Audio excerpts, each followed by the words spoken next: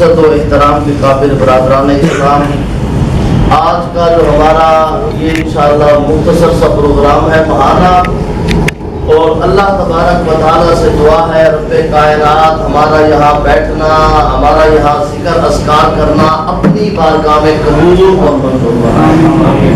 برادران اسلام، ہمارا مقصد دین اسلام کی بنیادی جو تعلیمات ہیں ان کو آپ تک پہنچانا ہے، اور یہ اللہ تبارک و تعالیٰ کا کرم ہے کہ اس نے ہماری ڈیوٹی لگائی اور ہمیں یہ توفیق عطا فرمائی ہے کہ میں آپ کے سامنے یہ بیان کر رہا ہوں۔ اس میں تو میرا کمال نہیں ہے، یہ اس کا کمال ہے کہ اس نے مجھے اس قابل بنایا، اور آپ کو بھی رب نے توفیق عطا فرمائی کہ آپ اپنا قیمتی وقت نکال کے تشریف لے آئے ہیں۔ تو حضرات گرامی، ہم نے شروع کیا تھا طہارت و پاکیزگی کورس، طہارت و پاکیزگی کورس پچھلے مہینے ہم نے یہ سٹارٹ کیا تھا۔ تو اس کے اندر میں نے آپ کے سامنے استنجا کرنے کا طریقہ، اس کے بعد وضو کرنے کا طریقہ، آج الحمدللہ آپ کے سامنے غسل کرنے کا مکمل طریقہ بیان کیا جائے گا۔ یاد رکھیں، جب بندے کا جسم ناپاک ہو، جسم ناپاک ہو، جسم پلید ہو، بندے کی کوئی عبادت اللہ کی بارگاہ میں قبول نہیں ہوتی۔ تو ہمیں کوشش کرنی چاہیے، یہ تعلیمات سیکھنی چاہیے، اور یاد رکھیں جو ہمارا پروردگار ہے وہ حق بات کہنے سے شرماتا نہیں ہے، حق بات کہنے سے۔ تو کچھ مسائل دین کے ایسے ہوتے ہیں کہ ہمیں پوچھنے میں شرم آتی ہے، لیکن آمینہ کے لال محبوب پروردگار پیکر حسن و جمال صلی اللہ علیہ وآلہ وسلم، آپ نے فرمایا سوال کیا کرو، اس سے آدھا علم انسان کو آتا ہے۔ تو آج کا موضوع ہے غسل۔ آج کا موضوع کیا ہے؟ غسل کیا ہے؟ غسل، یہ سب سے پہلا سوال کہ غسل فرض کب ہوتا ہے؟ غسل ایک ہے ہمارا غسل کرنا عام، یہ ہم نہا لیتے ہیں، یہ طریقہ ہے، لیکن یاد رکھیں جب ہم اللہ تبارک و تعالیٰ کے فرمان، نبی پاک صاحب الاولاد حضرت محمد مصطفیٰ احمد مصطفیٰ صلی اللہ علیہ وآلہ وسلم کے فرمان کی روشنی میں اپنی تربیت کریں گے، رب کائنات ہمیں دنیا اور آخرت میں کامیابی عطا فرمائے گا۔ اب ہم بیٹھے ہیں آپ کے سامنے، موضوع ہے غسل۔ اب غسل فرض کیسے ہوتا ہے؟ انسان تو آیا ہے دنیا میں، سب سے پہلی بات فرمایا کہ جب بندہ سوتا ہے، اطلام ہو جائے اور تو انسان پر غسل واجب ہو جاتا ہے۔ انسان پر غسل یہ ہے، چاہے لڑکی ہو یا لڑکا ہو۔ اب عمر بلوغت کی یہ مختلف ہے، 12 سال سے 15 سال کی عمر ہوتی ہے۔ اس عمر کے اندر اگر انسان کو احتلام ہو جائے، بعد میں بھی ہوتا ہے، یہاں تک ہو جائے تو انسان پر غسل واجب ہو جاتا ہے، انسان پر غسل واجب ہو جاتا ہے۔ دوسرا، اگر میاں بیوی اپنے حقوق زوجیت ادا کرتے ہیں، میاں بیوی اپنے حقوق زوجیت ادا کرتے ہیں تو انسان پر غسل واجب ہو جاتا ہے، انسان پر غسل واجب ہو جاتا ہے۔ تیسرا فرمایا جب بچہ عورت کا پیدا ہوتا ہے، جب بچہ عورت کا پیدا ہوتا ہے تب بھی غسل واجب ہو جاتا ہے۔ پانچواں فرمایا جب حیض اور نفاس کے ایام ختم ہوتے ہیں، ان کے بعد بھی عورت کو غسل کرنا ضروری ہے، عورت کو غسل کرنا۔ اب مرد بھی ہے، اب جب غسل ہم پر واجب ہو جائے، ہم ناپاک ہو جائیں، میرے پیارے محبوب نبی کے غلاموں نے بتایا سب سے پہلے پاکیزگی اختیار کرو، سب سے پہلے پاکیزگی، ناپاک نہیں رہنا چاہیے، ناپاک نہیں رہنا چاہیے۔ اگر غسل واجب ہو جائے، کون سے ایسے اعمال ہیں جو ہمیں نہیں کرنے چاہیے؟ کون سے ایسے اعمال ہیں جو ہمیں؟ سب سے پہلا کام فرمایا کوئی بھی عبادت، قرآن کو آپ ہاتھ نہیں لگا سکتے، قرآن کی تلاوت نہیں کر سکتے، نماز نہیں پڑھ سکتے، کعبے کا طواف نہیں کر سکتے۔ ہاں اگر کوئی بندہ ذکر کرنا چاہے، درود پڑھنا چاہے، وہ کر سکتا ہے۔ اس کے علاوہ اگر آپ ناپاک ہیں، آپ کی کوئی بھی عبادت اللہ کی بارگاہ میں قبول ہاں اگر کرو گے تو بجائے ثواب کے عذاب ہوگا، ثواب کے عذاب ہوگا۔ اب یہاں تک پتہ چلا کہ غسل جب بندے پر واجب ہو یہ کام نہیں کرنے چاہیے۔ اب اس کے بعد ہمارا سب سے پہلا کام یہ ہے کہ غسل کے اندر فرض کیا ہے۔ غسل کے اندر فرض چیزیں ہوتی ہیں۔ سب سے پہلا کام غسل کے اندر یہ ہے کہ آپ نے کلی کرنی ہے۔ آپ نے کیا کرنا ہے؟ کلی کرنی ہے۔ یہ میں آپ کو غسل کے فرض بتا رہا ہوں۔ غسل کرنے کا طریقہ تفصیل سے وہ بھی میں ابھی بتاؤں گا۔ پہلے وہ چیزیں بتا رہا ہوں جو آپ نے لازمی کرنی ہے۔ جو کیا کرنی ہے؟ لازمی کرنی ہے۔ سب سے پہلے ہے کلی کرنا۔ سب سے پہلا کیا ہے؟ کلی کرنے کا طریقہ۔ جب غسل انسان پر واجب ہو تو کلی ایسے نہیں ہوتی۔ پھر کہا کلی اچھی طرح کرو، انگلی بھی مارو اور غرارہ بھی کرو، انگلی بھی مارو اور غرارہ بھی کرو اچھی طرح، منہ کے ہر پرزے کے اندر فرمایا پانی پہنچانا، ایک مرتبہ کلی کرنا یہ لازمی ہے، ایک اور مرتبہ کلی کرنا یہ فرض ہے۔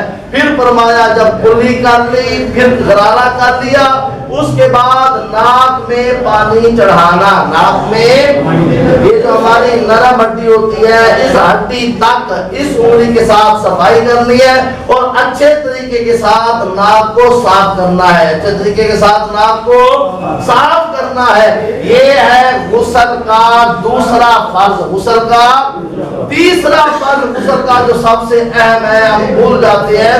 مثال کے طور پر اس کا طریقہ کار یہ ہے پورے جسم پر پانی بہانا، پورے جسم پر۔ اب پانی بہانے کا طریقہ بھی ہے۔ اب یہ دیکھیں میرے کان ہیں، آپ کے بھی کان ہیں، جب ہم نہاتے ہیں کانوں کی پچھلی سائڈ خشک ہو جاتی ہے تو اس لیے ان کو ملنا ہے۔ پانی جب آپ ڈالیں گے تو ساتھ کیا کریں گے؟ جسم کو ملیں گے، کانوں کے اندر انگلیاں ڈالیں گے، ناف کے اندر بھی آپ نے انگلی ڈالنی ہے۔ اسی طرح یہ جو آپ کی رانیں ہیں، یہ رانوں کی پچھلی جگہ یہ خشک رہ جاتی ہے، اور اگر آپ کے بدن کا ایک حصہ، ایک بال بھی خشک رہ گیا، فرمایا غسل نہیں ہوتا۔ غسل پھر جب دوبارہ کرو گے، جسم کو دھو گے، تب عبادات اللہ کی بارگاہ میں قبول ہوگی۔ اب غسل کے فرض کتنے ہیں؟ تین۔ غسل کے فرض کتنے ہیں؟ تین۔ سب سے پہلا کلی غرارہ کرنا، سب سے پہلا کلی ہو رہا ہے۔ دوسرا ناک میں پانی چڑھانا۔ تیسرا پورے جسم پر پانی بہانا اور جسم کو ملنا۔ یہ ہے غسل کے فرائض۔ یہ کیا ہے؟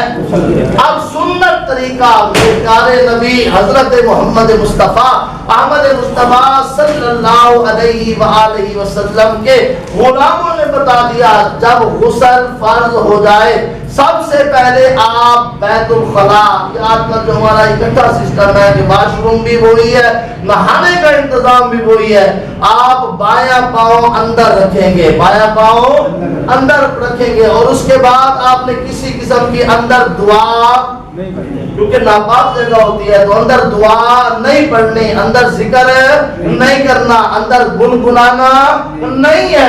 پھر فرمایا نیت کر لینی ہے کہ اے اللہ میں پاکیزگی حاصل کرنے کے لیے، میں ایک ہوتا ہے نہانا، ایک میں ایسے جا کے نہا لوں اس کا ثواب اور ہے، لیکن جب نیت یہ ہوگی اے اللہ میں تیرے حکم کے مطابق، تیرے حکم کے مطابق پاکیزگی حاصل کرنے کے لیے نہا رہا ہوں، فرمایا پھر وہ ہمارا نہانا بھی عبادت بن جائے گا اور اس نہانے کا ثواب بھی ملے گا۔ اور اسی طرح سب سے پہلے جب بندہ جائے گا، سب سے پہلا کام آپ نے دونوں ہاتھوں کو دھونا ہے، دونوں ہاتھوں کو ایک گھٹوں تک دھونا ہے، اس کے بعد استنجا کرنا ہے، چاہے نجاست چاہے گندگی لگی ہو یا نہ لگی ہو، آپ نے استنجا کرنا ہے، اس کے بعد آپ کے پھر دوبارہ ہاتھوں کو دھونا ہے۔ اگر جسم کے کسی حصے پر کوئی گندگی لگی ہوئی ہے، کوئی نجاست لگی ہوئی ہے، اس کو آپ دھوئیں گے، اس کو کیا کریں گے؟ دھوئیں گے۔ یہاں تک مکمل ہو گیا۔ پھر آپ جس طرح نماز کے لیے وضو کرتے ہیں، جس طرح نماز کے لیے وضو کرتے ہیں، اس طرح آپ نے وضو مکمل کرنا ہے۔ پھر آپ نے ہاتھ گیلا کر کے اپنے سر پہ پورے جسم پر یہ پانی کی طرح پھیرنا ہے۔ پھر فرمایا اپنا دایاں کندھا 3 مرتبہ اس پر پانی بہانا ہے، 3 مرتبہ بائیں کندھے پہ پانی بہانا ہے، 3 مرتبہ سر پہ پانی بہانا ہے۔ اس طرح جب بندہ غسل کرتا ہے تو اللہ تبارک و تعالی اسے سنتوں کا ثواب بھی عطا فرماتا ہے، سنتوں کا ثواب بھی۔ یہاں تک سمجھ آ گئی آپ کو غسل کرنے کا طریقہ، غسل کرنے کا جو مکمل اس کے فرائض ہیں وہ بتا دیے۔ جمعے کے لیے غسل کرنا، احرام باندھنے کے لیے غسل کرنا، عیدین کی نمازوں کے لیے غسل کرنا، یہ مسنون ہے، یہ سنت ہے۔ یہ کیا ہے؟ سنت ہے۔ اس لیے سنت سمجھ کے غسل کریں۔ اگر آپ کا جسم ناپاک ہو جائے، اگر آپ کا جسم ناپاک ہو جائے، اسے کہتے ہیں غسل جنابت۔ کیا کہتے ہیں اس کو؟ غسل جنابت۔ اس طرح آپ نے غسل کرنا ہے۔ اللہ تبارک و تعالی آپ کی نمازیں بھی اپنی بارگاہ میں قبول فرمائے گا، آپ پر اپنی رحمت بھی نازل فرمائے گا۔ اسی لیے آج کل پرسوں کا میں سفر میں ہوں، اور اسی لیے آج ہمارا اتنا ہی درس ہوگا۔ باقی جو ہے ہمارے پیر صاحب کی والدہ محترمہ، ان کا کل وصال ہو گیا۔ رات کو 1:30 بجے سائیوال کے اندر وہاں پہ جنازہ تھا، جس کو حضور غزالی زمان کے صاحبزادے پیر سید ارشد سید کاظمی شاہ صاحب نے آپ نے یہ جنازہ پڑھایا۔ ان کے لیے بھی دعا کرنی ہے۔ تمام احباب، پہلے ہم 5 منٹ ہم ذکر کریں گے، اس کے بعد آپ نے 1 دفعہ درود شریف پڑھنا ہے، الحمدللہ پڑھنی ہے، 3 دفعہ آپ نے قل اللہ احد پڑھ کے میرے فل کرنا ہے۔ اور آپ انشاءاللہ 2 تسبیحیں ذکر کی ہوں گی، جو آج سے ہم ایک سلسلہ شروع کر رہے ہیں، کیونکہ میرے نبی پاک صاحب الاولاد محمد مصطفیٰ احمد مصطفیٰ آپ نے فرمایا اگر دلوں کو زنگ لگ جائے تو اس زنگ کو دور کرنے کے لیے اللہ کا ذکر کرو، اللہ کا ذکر کرو۔ فرمایا دل جتنا بھی سیاہ ہو، دل جتنا بھی کالا ہو، فرمایا جب اللہ کے ذکر کی ضربیں لگتی ہیں، فرمایا یہ کالا دل بندے کا بالکل صاف اور ستھرا ہو جاتا ہے۔ اس لیے جب بھی آپ کسی محفل میں جائیں، اللہ کا قرآن پڑھا کریں، اللہ کا ذکر کیا کریں۔ دکان پہ بیٹھے ہو یا گھر میں بیٹھے ہو، ہر جگہ افضل الذکر لا الہ الا اللہ۔ اور یہ ایسی تسبیح ہے، فرمایا جس طرح لوہے کو زنگ لگ جاتا ہے، ریگ مار لگاتے ہیں تو وہ لوہا صاف ہو جاتا ہے۔ بندہ جب گناہ کرتا ہے، پاپ کرتا ہے، غلطی کرتا ہے، ایک دھبا دوسرا دھبا مکمل دل سیاہ ہو جاتا ہے۔ تو میرے نبی محمد مصطفیٰ احمد مصطفیٰ آپ نے فرمایا اے بندہ خدا، اگر دل سیاہ ہو جائے اور حلال اور حرام کی تمیز ختم ہو جائے، آج ہم گناہ کرتے ہیں، ہمارا دل نہیں گھبراتا، کیا وجہ ہے؟ ہم گناہ پہ گناہ، غلطی پہ غلطی، خطا پہ خطا کرتے ہیں، حرام کھا رہے ہوتے ہیں، تھوڑا سا جھوٹ بول دیتے ہیں، کہتے ہیں سب چلتا ہے، کیا وجہ ہے؟ یہ ہماری حس مر گئی ہے، یہ مکمل دل سیاہ ہو گیا ہے، اور یہ حس جاگے گی کیسے؟ فرمایا اللہ کا ذکر کرو، اللہ کا ذکر کرو۔ تو آج انشاءاللہ 2 تسبیح ہمارے ذکر کی ہوگی، اور یہ ایک طریقہ کار ذکر کا، جب ہم اللہ کی بارگاہ میں یہ کرتے ہیں تو اس کی بارگاہ میں منگتے مانگتے ہیں، کیا کر کے منگتے ہیں اس کے در کے، اور پھر مانگنے کا انداز بھی آنا چاہیے۔ اس طرح 2 زانو، اس طرح بیٹھنا ہے، آپ نے بیٹھ جائیں 2 زانو اس طرح، یہ ہوتا ہے ذکر کرنے کا ایک طریقہ بھی ہے۔ آپ اس طرح اگر کوئی بزرگ ہوتا ہے تو وہ بے شک آلتی پالتی مانگ کے بیٹھ جائے، لیکن جب اس پروردگار سے مانگنا ہے تو پھر بھکاری بن کے مانگو، جھولی پھیلا کے بیٹھو۔ اور پھر جب بندہ ذکر کرتا ہے، اللہ تبارک و تعالی دل کی برائیاں دور فرما دیتا ہے۔ ذکر کرتے ہوئے نہ دائیں دیکھیں نہ بائیں دیکھیں، بس دیوانہ وار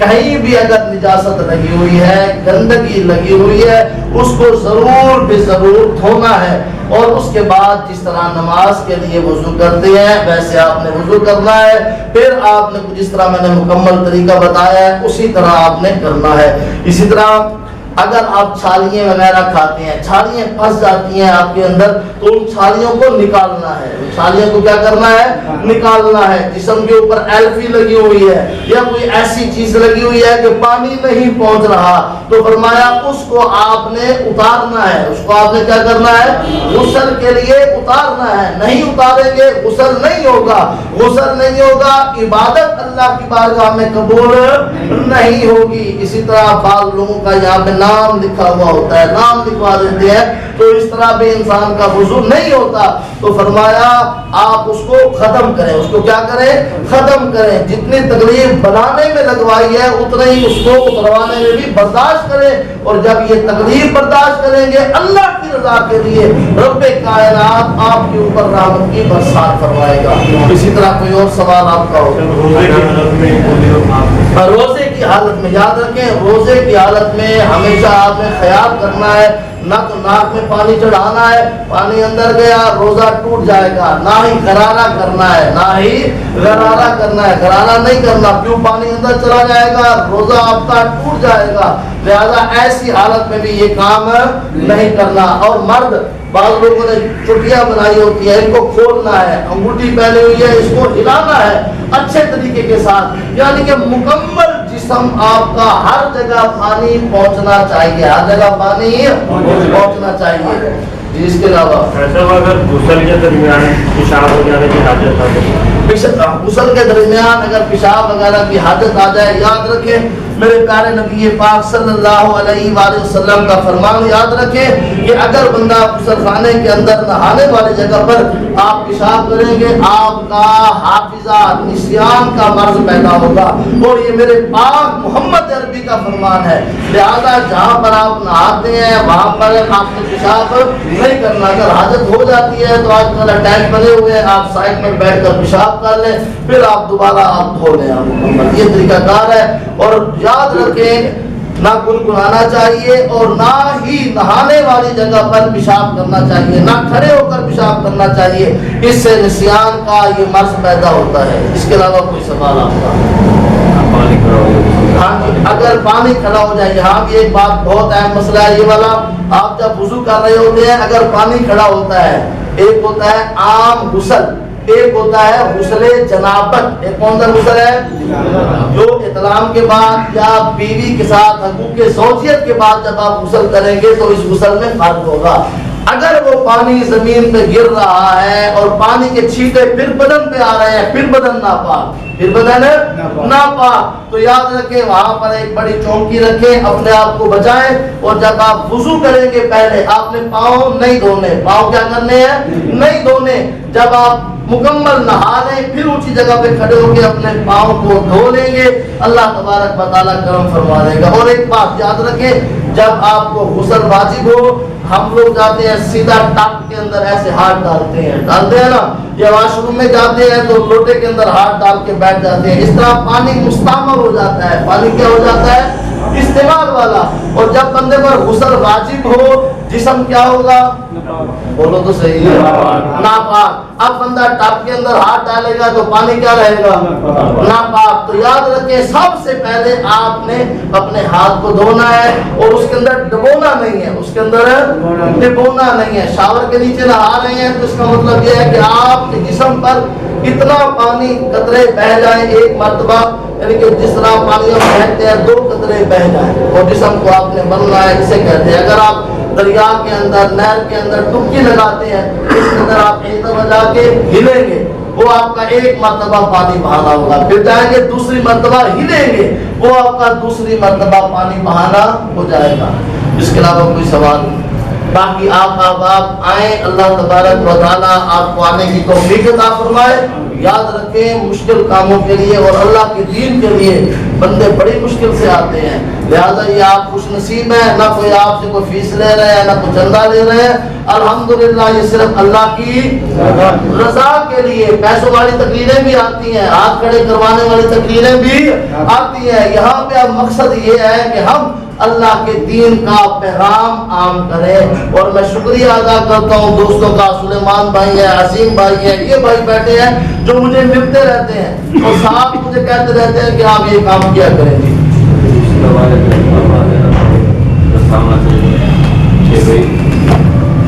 اس میں یہ ہے کہ انہوں نے پوچھا ہے غسل کے اندر آپ جسم کو ننگا کریں، جسم کو ننگا نہیں کرنا چاہیے، کوشش کریں جو مرد کی میں نے آپ کو سطر بتائی تھی وہ ناف شامل ہے، ناف شامل ہے، اور جہاں گھٹنے ختم ہو رہے ہیں وہاں تک آپ کوشش کریں کہ اس کو ننگا نہ کریں، لیکن اگر جگہ بند ہے تو قبلے کی طرف منہ بھی نہیں کرنا، قبلے کی طرف پیٹھ بھی نہیں کرنی، یہ ادب کا تقاضا ہے۔ کوئی کر لے لیکن دل کے اندر کبھی بے ادبی کی نیت نہ آئے، اور قبلے کی طرف پیٹ بھی نہیں کرنی، منہ بھی نہیں کرنا، اور کوشش کریں کہ آپ ہمیشہ باپردہ جگہ کے اوپر غسل کریں۔ اللہ تبارک و تعالیٰ سے دعا ہے رب کائنات میرا آنا آپ کا آنا اپنی بارگاہ میں قبول اور منظور، اور اگلی دفعہ ہمیں 2 2 3 3 4 4 یار یار ساتھ لانے کی توفیق ہے، آمین۔ ٹھیک ہے نا جی، میرا کام تو یہ ہے نا، اور اگلا کام آپ کا بھی ہے، وہ ہے 2 2 3 3 اور 4 4، اور اگلا لفظ کیا میں نے کہا ہے یار یار۔ یار سجن وہی ہوتے ہیں جو ہر جگہ کام آتے ہیں، ہم فلموں پہ بلائیں تو بھاگتے ہوئے آئے، لیکن جب مسجد میں بلائیں تو بھاگ جائیں، ایسے یاروں کا کوئی فائدہ نہیں ہے۔ یار سجن وہ ہوتا ہے جو دین میں بھی ساتھ ہو اور دنیا میں بھی ساتھ ہو۔ اب تمام حضرات اول آخر ایک مرتبہ درود شریف پڑھیں، ایک مرتبہ آپ نے الحمدللہ پڑھنی ہے، 3 دفعہ قل هو اللہ احد، جو ہمارے پیر صاحب پیر سید محمد شیراز قادری دامت برکاتہم العالیہ سجادہ نشین آستانہ عالیہ پیر سید محمد عبداللہ شاہ قادری، ان کی والدہ محترمہ کا انتقال ہو گیا ہے، اللہ تبارک و تعالیٰ ان کے درجات کو بلند کرے، ان کے لیے بھی ہم بخشش کی دعا مانگتے ہیں۔ تمام احباب اول آپ کی درود شریف پڑھ کے میرے مل کر سے